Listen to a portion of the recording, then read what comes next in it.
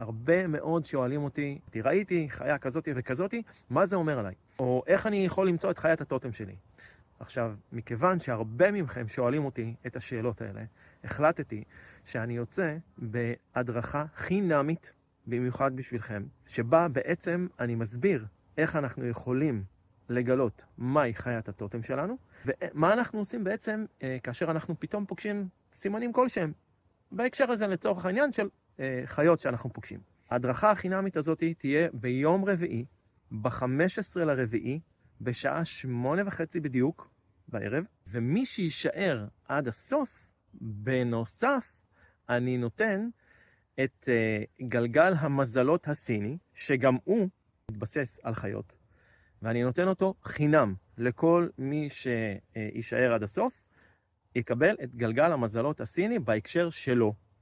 אז אתם מוזמנים באהבה רבה, תבואו, מחכה לכם, ביי.